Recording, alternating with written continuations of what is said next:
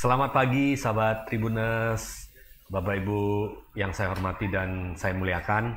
Pagi hari ini inspirasi bisnis dari Tribun Medan. Kita akan membahas tentang rahasia membangun perusahaan cleaning service yang terpercaya dan profitable. Nah, di studio telah bersama kami yang siap sharing untuk sahabat Tribuners semuanya, yaitu Bapak Rudiwu SESHMM. Beliau adalah Direktur dari Tritan Sologo Semesta. TSS. Luar biasa ini TSS ini. Sudah 13 tahun, bahkan ada customer loyal yang dari awal berdiri sampai sekarang. Sampai sekarang. Ya, betul. Selamat pagi. Selamat Pak pagi. Rudi, apa kabarnya? Yang luar biasa. Biasa di luar, Pak. Biasa di luar, Pak.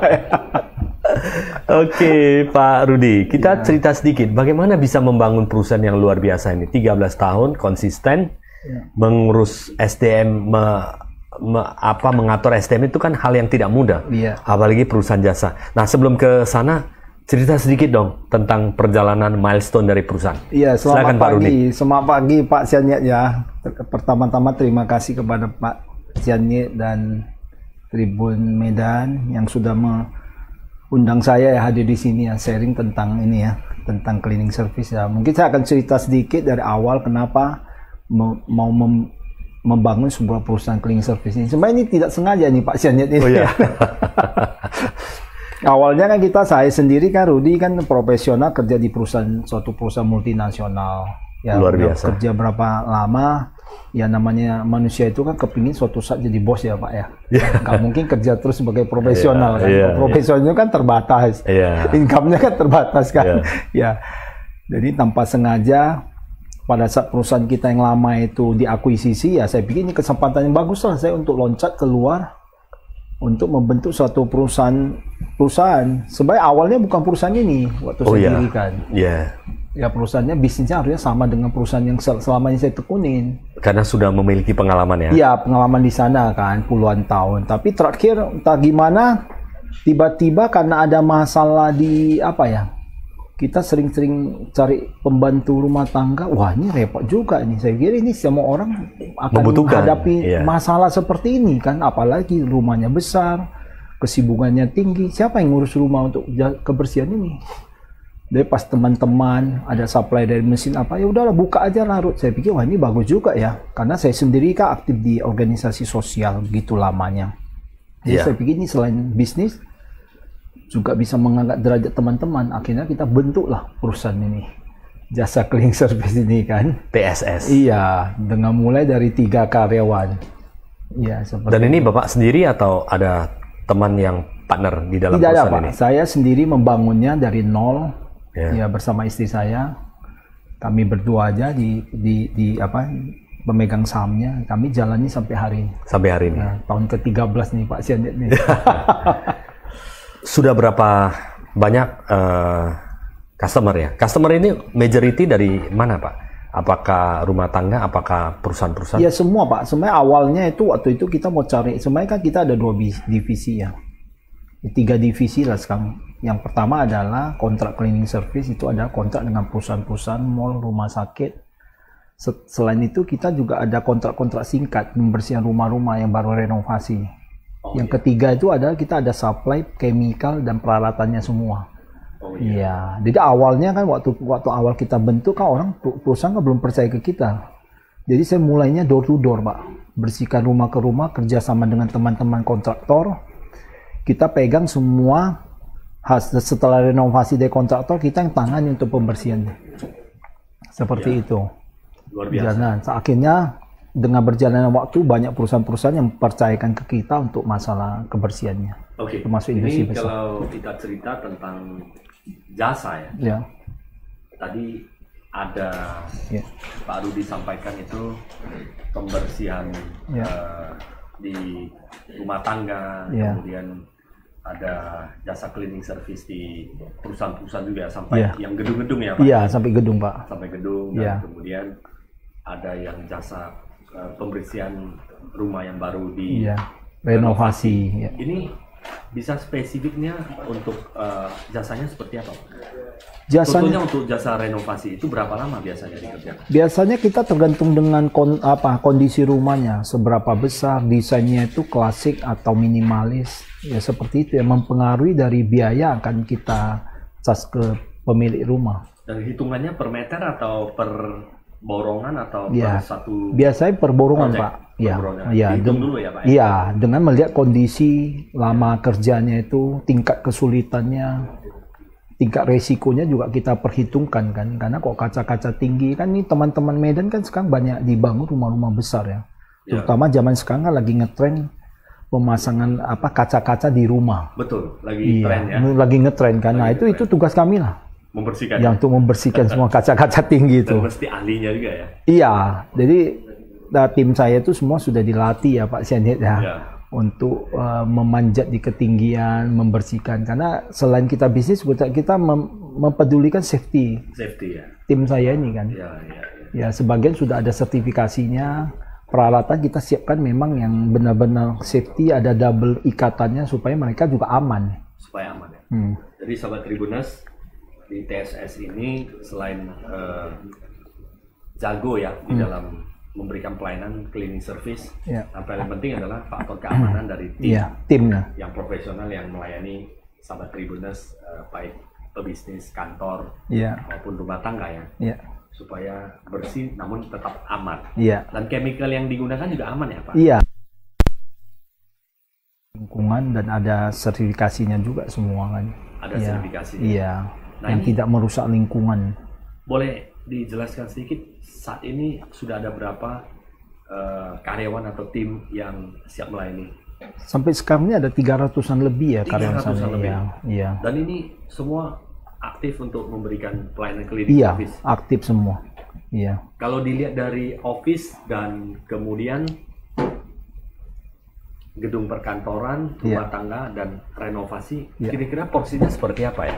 Yang lagi tren saat ini seperti apa, Pak Rudi? Sebenarnya kok perusahaan-perusahaan besar dia pasti setelah kita bersihkan dia biasa kontrakkan, dikontrakkan ke kita. Jadi nggak usah penting lagi satu biaya untuk semua fasilitas pelayanan kebersihan ini. Jadi one stop service untuk semuanya. Iya, one stop service semua. Jadi orang tidak mau pening lagi kan. Dia selain ke kita. Benar, luar biasa. Jadi Pak Rudi, ini dari 3 karyawan pertama ya? Iya, dari 3 sampai 300. 300-an lebih. 3 ke 300. Luar biasa peningkatannya. Iya. 13 tahun yang lalu ya? Iya. Kira-kira apa yang membuat customer atau klien itu percaya kepada perusahaan? Ya tentunya pelayanannya, dan ini staff-staff kita itu memang di training ya. Karena ini kan kalau namanya bersih ini kan agak subjektif ya Pak menurut saya kan. Bersih menurut seseorang beda dengan bersih menurut yang lain mungkin. Karena kita anggap ini udah bersih sekali, ada yang mungkin kurang sempurna lagi, lebih bersih lagi. Itu yang kita trainingkan terus, dan kita latih tim kita itu untuk handling komplain-komplain ini. Karena masalah kebersihan kan pasti ada komplain aja. Ya, jadi kita training semua. Ya kami pun juga tidak tutup kemungkinan kita ada dirikan namanya TSS Academy. Service school gitu. Service school. Service school untuk training tim kita ini. Dari segi teknis pekerjaannya dan juga attitude yang kita perbaiki. Dan saya sendiri sebagai bos juga ya tentunya menginginkan suatu saat ya tim-tim kita ini tidak selamanya jadi cleaning service ya Pak. Iya. Harapannya seperti apa Pak? Karena ya boleh dikata siapalah Pak Siani yang bercita-cita jadi petugas cleaning service. Iya, pasti suatu ketika pasti kepengen lebih maju ya. Ya, dari tim-tim saya ini kan kebanyakan kan dari ya keluarga prasejahtera lah. Iya. Ya mungkin mereka udah coba berapa peruntungan untuk profesi lain tidak terima, makanya kita terima. Tapi ada beberapa juga tim saya ada yang sambil kerja kuliah ya kita dukung juga supaya suatu saat dia sudah punya ilmu, punya gelar, punya kemampuan, dia bisa loncat lagi ke perusahaan yang bagus. Iya, ada peningkatan karir ya? Iya, peningkatan kehidupan dia. Iya. Dan ada beberapa yang kontrak ke kita sebagai cleaning service, suatu saat sampai ada klien kita minta ini ikut ke saya dijadikan staff, ya silakan ya Pak, kalau memang kayak gitu sih. Yang penting mereka bisa maju ya? Iya, bisa maju, saya juga lepas juga, nggak apa-apa. Ada yang berpikir kan, ya bos kan, ya ngapain lu tarik, ini anggotaku bagus, tapi saya malah berpikir beda Pak. Ya kita kasih kesempatan supaya hidupnya bisa meningkat, Pak. Supaya tim kita ini bisa lebih maju meningkat ya. Iya, nasibnya mungkin bisa berubah, Pak. Ya, pada awal mungkin tim ini membutuhkan dana untuk operasional kuliah dan sebagainya. Iya. Dukung dulu ya. Iya, dukung Setelah dulu. Selesai mereka lebih maju ya disupport juga ya. Iya. Ini tidak mudah, Pak. Iya. Tapi dengan adanya TSS Academy ini sangat membantu ya. Iya, Pak. Membantu. Untuk regenerasi iya. SDM yang berkualitas yang memberikan pelayanan di lapangan. Iya. Karena ini kan yang satu akademi yang terus-menerus untuk mengajari mereka baik teknis pekerjaan ataupun merubah attitude mereka. Itu yang paling penting, attitude-nya. Oke. Mengenai attitude, teknis pekerjaan dan pengetahuan, Pak. Biasanya butuh berapa lama dan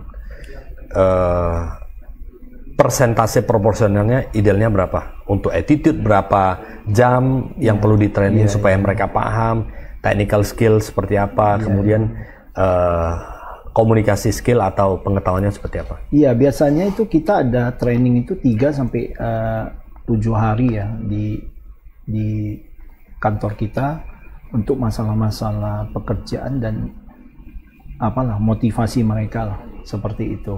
Dan selepas itu juga mereka di lapangan, di area juga di training oleh tim leader. Ada tim leader, supervisornya, manajer operasional, training mereka juga kan. Satu supervisor operasional membawai berapa tim itu, Pak? Kebetulan anggota? Kita kalau di Medan kan ada 4-5 tim ya. Jadi itu area Medan itu kan tersebar kontrak kita. Kita bagi per wilayah, Pak.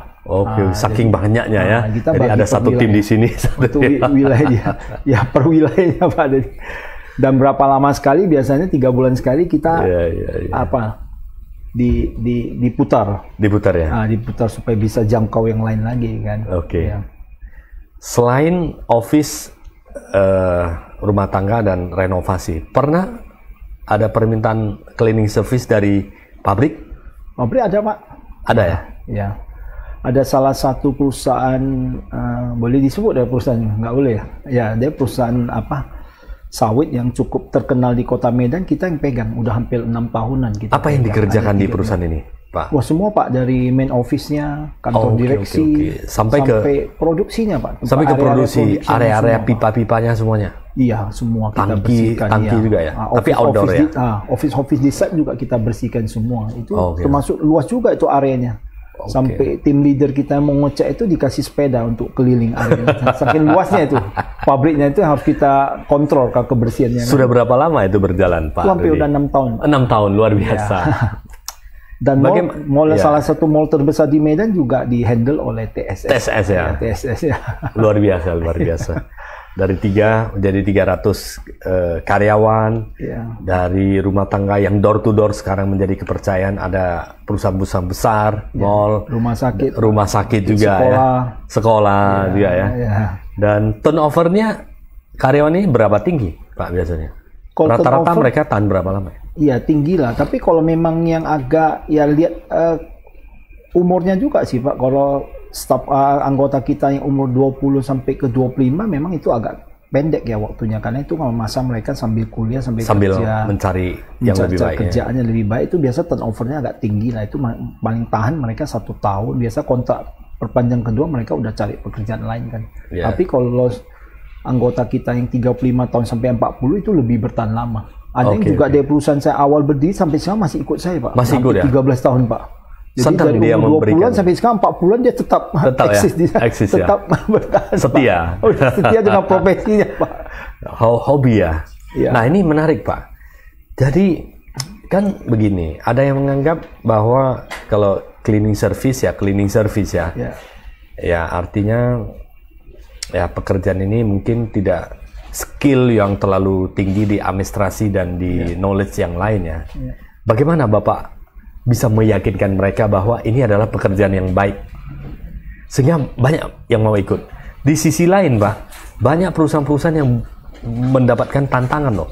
Rekrutmen susah, orang turnover banyak dan sebagainya. Tapi di sisi lain, Bapak sanggup merekrut dalam jumlah yang besar dan membuat mereka stay. Walaupun ada turnover ya, untuk mengatur 300 ya.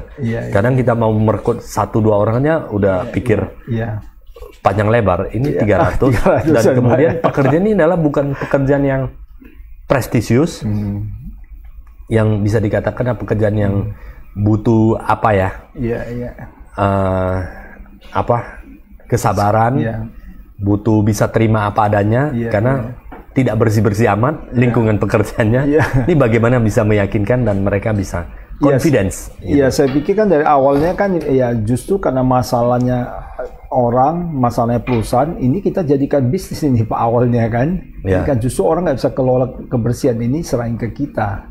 Jadi kita sendiri kan tentunya kan ada sistemnya, ada sistem recruiting, pelatihan, ada dengan training peralatan kerja, itu sebenarnya memudahkan. Kalau perusahaan kelola sendiri kan dia agak kesulitan juga. Alat kan, terbatas kan, ya.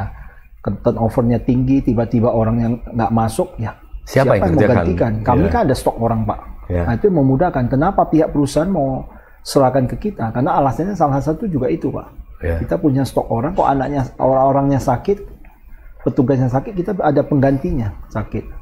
Atau dia izin, kita ada gantikan. Jadi apa yang kita tulis di kontrak, kita supply sesuai itu. Oke. Dan itu perusahaan sudah membayar ya karyawannya standby itu ya? Iya, standby itu termasuk lah Pak itu. Itu bagian dari pelayanan itu Pak. Dan itu sudah ditangani ya Pak, dibayar gaji mereka ya, untuk bisa melayani semua pelayanannya. Iya, jadi kita di kantor ada standby orang yang memang untuk menghandle teman-teman dia yang mungkin ada keperluan sakit apa segala macam. Jadi pelayanan kebersihan di area itu tetap terlaksana dengan baik Pak setiap hari Pak. Kalau kelola sendiri kan nggak bisa Pak. Kan mau cari dari mana kan, tidak anaknya sakit atau dianya sakit nggak bisa hadir ya 3 hari sakit ya 3 hari nggak ada yang bersihkan Pak. Kantornya. Pernah nggak menghadapi komplain yang luar biasa? Ya tentu pasti ada Pak. Ya tentu. Yang sampai klien atau customer itu marah-marah besar. Pasti ada Pak. Seperti di awal tadi saya katakan Pak Siani kan, servis itu kan relatif ya. Relatif kan. Tapi nggak ada angka tertinggi terendah. Iya. Apakah ada kemungkinan nggak Pak Rudi, misalnya kita bersihkan gedung, yang dinamakan kriteria kebersihan gedung itu adalah kaca bening. Iya. Kemudian tidak ada jamur. Kemudian tidak ada yang menyebabkan goresan. Mungkin ada beberapa kriteria Pak biasanya untuk kaca dan ini. Ada sistemnya. Ada sistem kerjanya Pak. Makanya kita lihat kondisinya dari angka survei itulah kita tahu, ataupun namanya kan kita ada program kerja Pak. Kerja harian itu apa sih yang mau dikerjakan, seperti sapu, ngepel itu kan rutinitas punya, itu namanya di work kan. Nanti ada yang kerjaan mingguan, bulanan, ataupun yang tahunan seperti membersihkan kaca-kaca depan apa semua. Tentunya mereka sendiri juga ada SOP-nya sendiri ya, pembersihan kaca itu seperti apa sih. Sapu itu juga ada tekniknya. Ya tapi manusia kan tetap ada yang error juga, human error juga Pak kan. Sampai merusak juga, kita sempat pernah ganti rugi juga saya Pak, merusak barangnya klien juga ada waktu pelaksanaan pekerjaan sih. Tapi kita tetap tanggung jawab, kalau memang kesalahan dari pihaknya anggota kita, ya kita bertanggung jawab untuk ganti rugi. Ya, ini tidak mudah ya, karena relatif ya untuk kriteria sebuah kebersihan, sebuah pekerjaan, apalagi yang bersifat jasa ya Pak ya. Nampaknya gampang Pak. Nampaknya gampang. Klien banyak bilang ini kan sapu ngepel. Tapi persoalannya banyak ya. Persoalannya banyak Pak, A sampai Z. Dan pengaplikasian kasihan mesin, chemical semua kan harus di training semua itu. Gampang, salah chemical rusak Pak. Kira-kira dalam klien, customer, jumpa berapa persen biasanya akan jumpa yang kritis banget Pak, yang memang detail, ini sedikit pun nggak boleh dan sebagainya. Ada yang demikian? Ada Pak, itu ada banyak gitu. Terutama saya pegang-pegang yang saya handle itu rumah-rumah besar Pak, dengan material di rumahnya itu yang benar-benar berkualitas. Dia butuh Dia butuh itu memang deep cleaning. Sebegitu detailnya dia itu dicek semua. Tapi biasanya standar kami itu kan ada SOP kami. Setiap kami mulai kan kami ada cek di semua.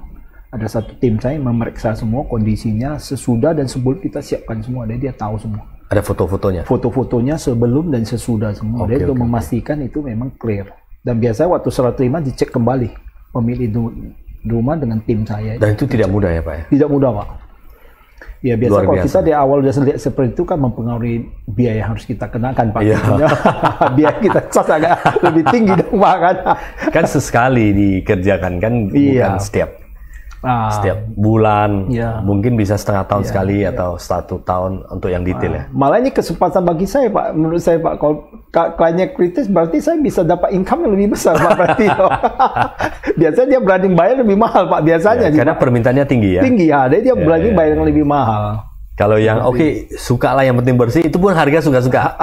Harganya pun pasti lebih ditekan kan. Tapi kalau yang seperti ini dia nggak masalah biasanya. Berapapun dia bayar, yang penting kualitinya. Menarik ini, menarik. Dari segi rekrutmen dan dari mana Pak? Untuk mencari sedemikian banyak karyawan yang ditugaskan di cleaning service. Apakah ke luar kota, kampus? Apakah referensi dari teman-teman terdekat dan apakah dari sekolah-sekolah tertentu Pak? Biasanya kita sih dari referensi dari karyawan kita membawa keluarga-keluarga dia atau teman-teman dia kerja di tempat kita. Tapi kalau beberapa area juga memang agak kesulitan ya cari orangnya. Biasa ada tim saya HRD saya yang keliling di lokasi itu di mana kita dapatkan kontak sekitar penduduk setempat. Nah, karena kita usahakan itu karyawan kita itu kita rekrut dari penduduk setempat karena mereka lebih tahu kan karakter dari kondisi sekitar gedung itu ataupun pembersihan gedung itu kan. Pemberdayaan masyarakat setempat ya. Misalnya daerah di Wahid Hasim, cari yang daerah di sini. Kalau di Binjai Belawan, cari yang daerah Belawan. Iya, Belawan gitu. Dan supaya dia ke area itu juga nggak terlalu jauh kan, dan mengerti situasinya, seperti itu kan. Rekrutmen, training. Tadi Bapak ada sampaikan 5 hari training ya. Iya. Syarat menilai kelulusan seseorang itu bagaimana? Dulu awalnya kita memberikan seperti ujian lisan ataupun praktek. Langsung dilihat oleh beberapa tim saya kan. Mereka langsung udah di training, dikasih ujian tertulis kan. Dijawab pertanyaan-pertanyaan itu, ada soal-soal yang dia harus jawab seperti itu. Nanti kasih penilaian kan. Biasanya kita pilih salah satu yang terbaik, yang hasilnya bagus. Dan selain ini kan sebenarnya cleaning ini kan lebih ke teknisnya kan. Kita juga selain itu kita juga apa yang disampaikan kita minta mereka lagi memperagakan kembali itu dinilai juga sepertinya. Mereka memberikan contoh pelaksanaan pada saat Pak. On the job training. Iya, dipraktekkan ya. Iya. Karena di tempat saya sudah ada disediakan satu ruangan ya khusus untuk training. Alat-alat kerja semuanya. Termasuk peralatannya semua Pak, lengkap kan. Oke. Ada yang tidak lulus? Bisa juga ada yang anggota sapu nggak bisa bersih-bersih? Ada juga kita tolak juga Pak. Setelah training kita lihat ini kurang layak atau apa ya. Mungkin agak ini ya.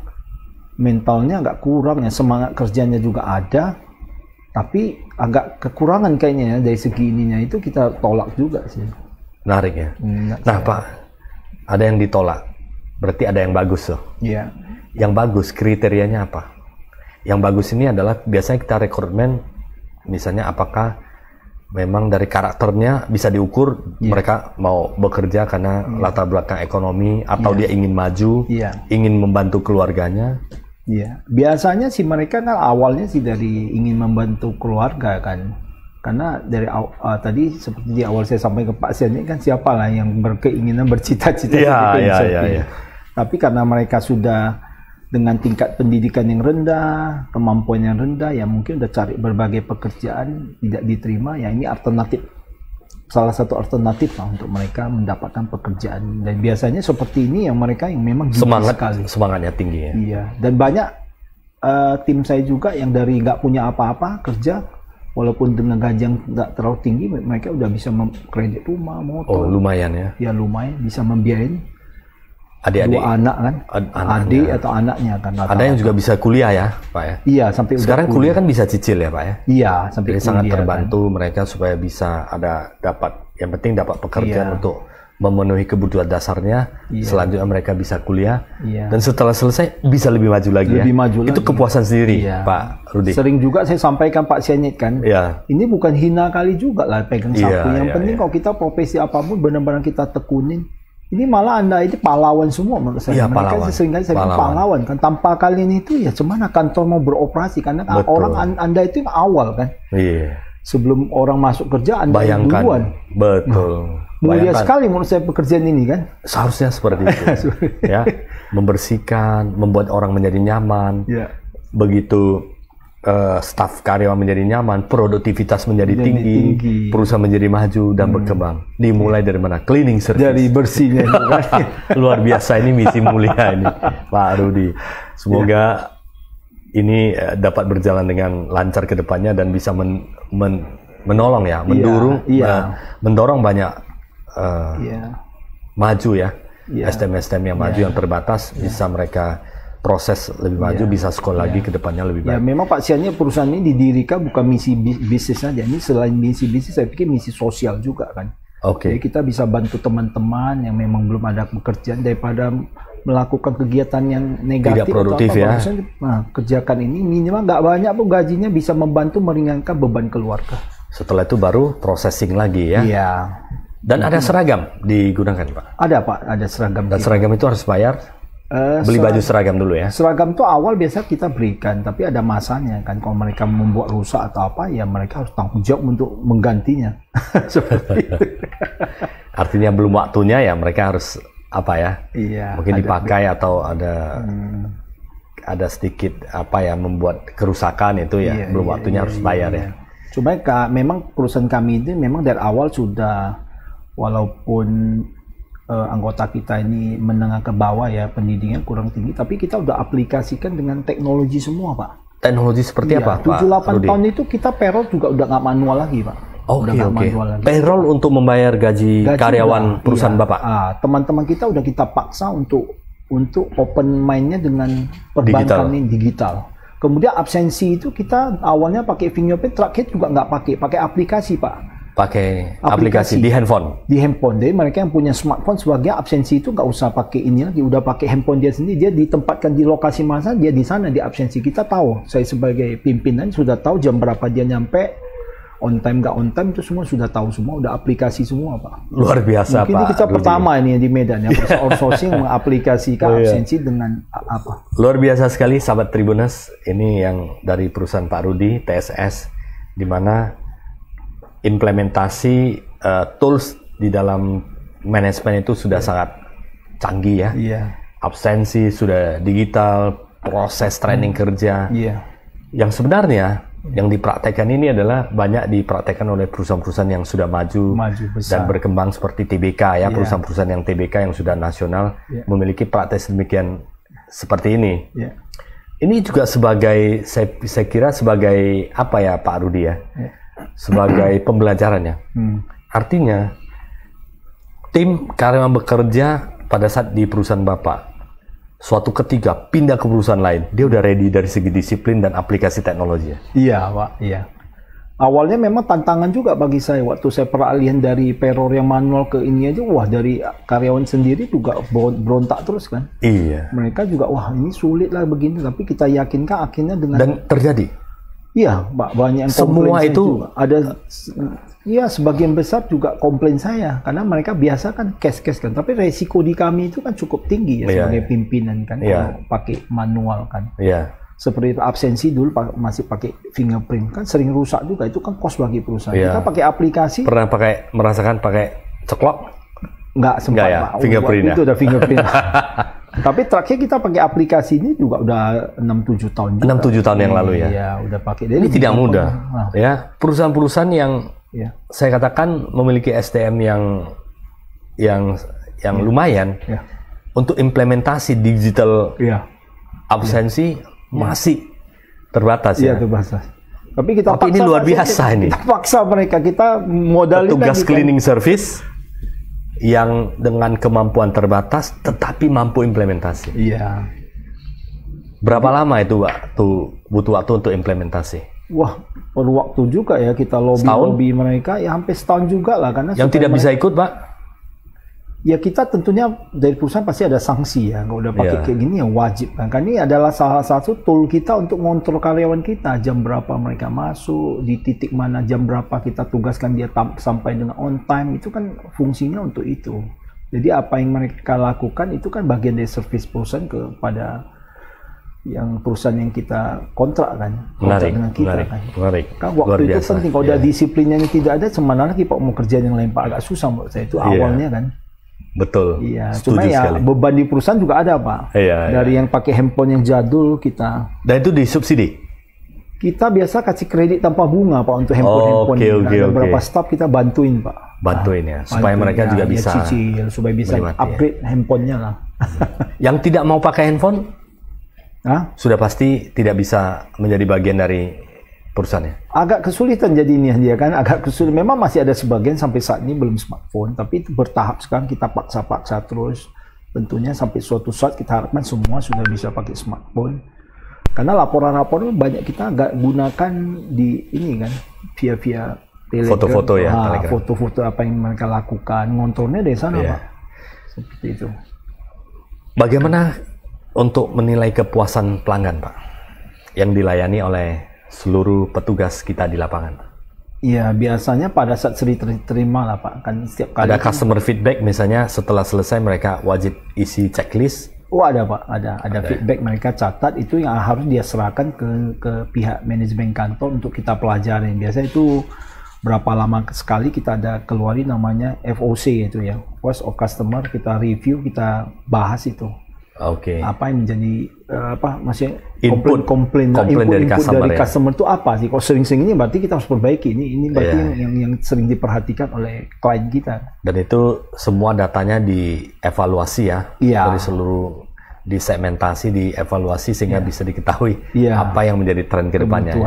Tapi terutama kok pembersihan rumah ke rumah, kita tahu dia puas nggak puas itu biasanya dari referensi Pak. Oh iya. Dia referensikan keluarga dia, teman dia yang barusan itu menarik ya. Menarik itu. Itu sales marketing, nggak usah kita kita kasih service yang bagus ya. Pelayanan terbaik pasti akan mendapatkan referensi. Iya, dia info lagi keluarga dia, teman-teman dia yang butuh jasa ini. Makanya sampai sekarang saya udah lupa kan. Waduh, Ruth, katanya ini saya dulu kamu yang bersihkan rumah saya ini 10 tahun yang lalu. Wah, saya bingung siapa ya Pak.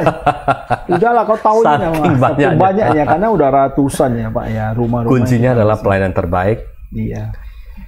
Dan kemudian setulus hati ya memberikan pelayanan. Iya. Bagaimana Pak untuk mengatur seluruh petugas ini? Yang namanya petugas dengan pendidikan terbatas kan komunikasi, etika pasti menyeragamkan semuanya kan tidak mudah. Ada yang kasar, ada yang baik. Dan bagaimana memberikan standar pelayanan dari segi komunikasi? Ya memang itu adalah tugas dan tanggung jawab dari tim leader dan supervisorsnya, karena ini kan garda terdepan memberikan mereka. Jadi mereka inilah yang harus kuasain orang per orang ini kan, cara tangani, kadang ada yang dimarahin sedikit juga besok resign ya Pak kan.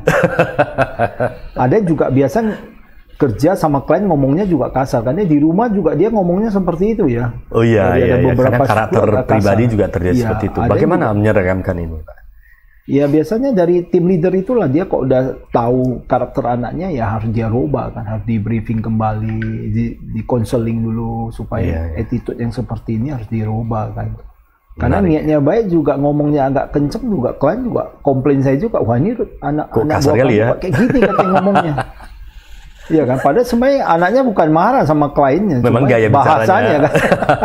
Langsung ya, the point. Jadi sahabat Tribuners, memang kalau untuk mengatur SDM yang sedemikian banyak, apalagi di perusahaan jasa, tidaklah mudah ya. Butuh kesabaran, butuh mendengar, butuh melayani ya, dan butuh customer feedback untuk voice of customer bisa mendengar secara rutin supaya bisa tahu apa yang terjadi. Kalau di manajemen kan menyelaraskan aja ya Pak ya, antara kebutuhan customer dengan petugas-petugas yang melayani di lapangan. Yang penting standar bersih, bekerja dengan SOP yang bagus dan bisa repeat lagi ke depannya. Bagaimana cara marketing supaya mendapatkan banyak klien Pak? Ya kami sendiri kan semua kan sekarang udah mulai ke digital. Jadi TSS ini selain punya website sendiri untuk promosi, ada Instagram kan, dan kita juga ada marketing kan yang masuk ke perusahaan-perusahaan untuk menawarkan jasa-jasa seperti ini. Tapi kalau khusus untuk jasa yang kontrak pendek ya seperti pembersihan rumah itu biasa udah dari itu ya, udah sistemnya kerjasama, karena saya ada kerjasama dengan banyak kontraktor yang terkenal Pak, di interior design yang terkenal di Kota Medan.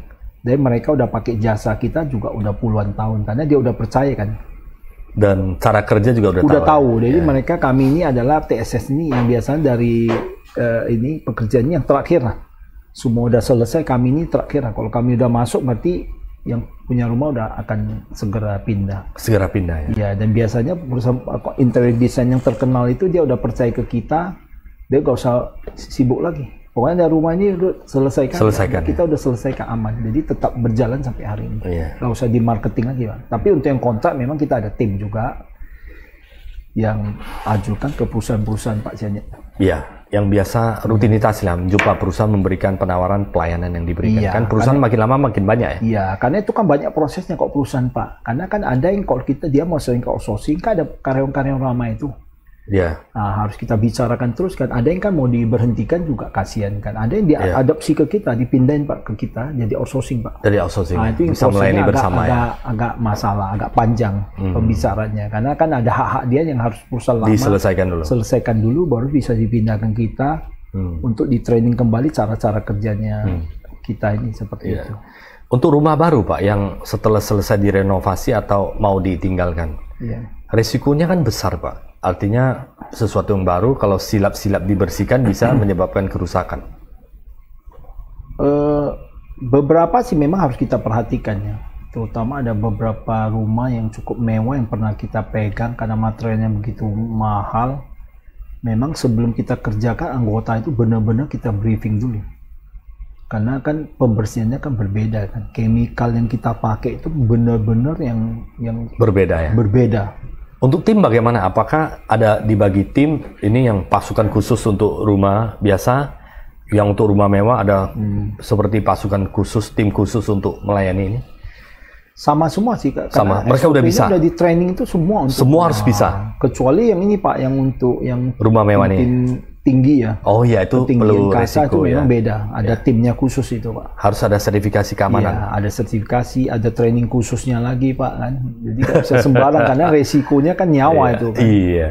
Karena kalau dia silap tidak mengikuti SOP bisa saja terjadi kecelakaan kerja itu kan. Menarik Pak Rudi.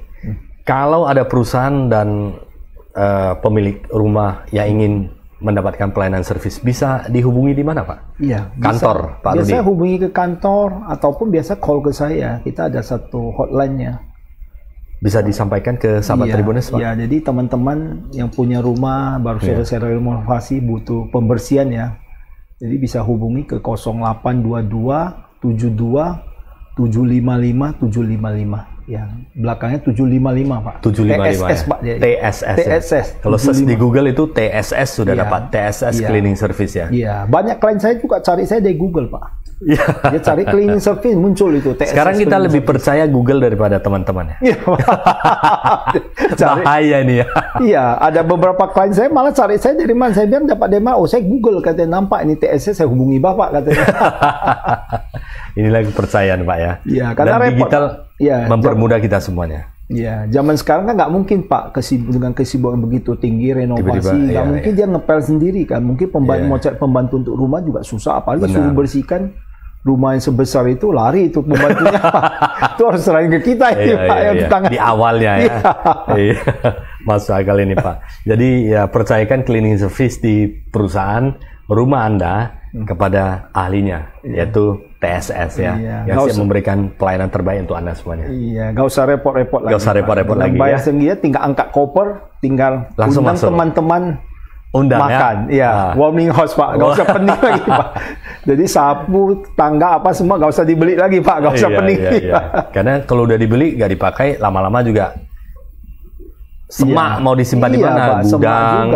Apalagi kalau rumah kecil mau membersihkan, beli tangga apa segala macam, bingung. Setelah selesai nih alatnya mau dikemainkan, nggak setiap hari punya alatnya dipakai kan? Benar Pak Rudi. Kalau kami sendiri semua lengkap Pak, scaffolding apa semua lengkap ya? Lengkap semua Pak. Jadi kalau untuk bersihkan gedung-gedung yang seperti ceilingnya 20 meter bisa Pak? Bisa Pak, semua. Bisa ya? Ada scaffolding yang bisa sampai ke atas? Iya, kita punya alat-alat lengkap semua. Kita punya tali ya. Ada sebagian gedung itu kan nggak bisa naik scaffolding. Ada tim saya memang spesial kayak Spiderman dia Pak. Bukan tali Pak. Iya. turun tali dia untuk bersihkan. Untuk bersihkan ya, luar biasa. Ini skillnya tinggi. Lumayan juga lah Pak, kayak seperti ini kan. Karena skill biaya yang dibebankan juga cukup tinggi Pak. Iya. Dan tidak semua orang memiliki kemampuan seperti itu. Seperti itu, iya. Pak Rudi, sekarang sudah ada di kota mana saya? Saya sementara masih di Medan Pak. Mudah-mudahan tahun depan setelah ini pandemi berakhir kita boleh mau coba ekspansi rencana, ke kota lain. Ada rencana visi ke depannya ingin melayani di mana saja Pak? Ya harapan kita tentunya tahun depan bisa masuk ke ibu kota, luar masuk biasa, ke kota Batam atau sekitar sini lah yang bisa kita jangkau. Karena jasa cleaning service ini sangat dibutuhkan sih Pak sekarang. Dan perlu kesabaran untuk memanajemen semuanya ini ya. Iya, semuanya. Dan skill juga ya Pak ya, karena untuk membuat cleaning service ini menjadi sebuah kebanggaan kan butuh motivasi yang tinggi. Iya, dan moto perusahaan TSS ini adalah serve with heart Pak, ya melayani dengan hati Pak. Jadi kita minta karyawan kita itu ya bukan membersihkan, hanya layani lah. Ini karena bagian dari apa Anda kan ibadah Anda juga lah, memberikan pelayanan. Luar biasa. Baik, sahabat Tribuners, tidak terasa ya, ini cukup menarik kita cerita panjang lebar dengan Pak Rudi bagaimana ternyata untuk bertahan sampai 13 tahun dan bisa melayani perusahaan customer klien yang sedemikian banyak adalah melayani dengan hati. Kemudian ada didukung oleh petugas cleaning service yang profesional, yang terlatih, yang siap untuk memberikan pelayanan, komunikasi yang baik, yang mahir menggunakan alat-alat kerja dimanapun mereka bertugas, dan kemudian ada pelatihan khusus kepada mereka, sehingga yang ditugaskan di tempat dimanapun berada, mereka sudah ready untuk memberikan pelayanan. Ada juga skill khusus dari di training dari segi aspek keselamatan, karena ada beberapa yang aspek yang high risk building, kaca-kaca yang tinggi itu butuh selain kebersihan juga aspek keselamatan itu menjadi faktor utama. Nah, beberapa hal inilah yang membuat TSS ini menjadi maju dan berkembang di bawah komando dari Pak Rudi yang memiliki wawasan visi ke depan. Mudah-mudahan kita doakan bersama, bukan hanya di Medan Sumatera Utara, nanti kedepannya akan masuk ke ibu kota dan kota-kota besar lainnya di Indonesia. Kita doakan bersama supaya misi mulia ini dapat dilanjutkan sampai di kota-kota besar lainnya. Sebagai penutup, Pak Rudi, ada tips maupun apa kesimpulan yang ingin disampaikan kepada sahabat Tribuners? Silakan Pak. Ya, mungkin ke teman-teman semua, apapun yang kita jalankan harus benar-benar kita tekuninya. Semua awalnya dari impian kita ya. Kalau kita yakin dan percaya, apapun bisa kita lakukan dengan berhasil dan baik. Di awalnya saya waktu membentuk perusahaan ini juga banyak teman-teman mencibir saya, waduh ini mana bisa, karena kita udah bertekad, kita jalankan, kita punya visi misi, kita jalankan dengan sepenuh hati.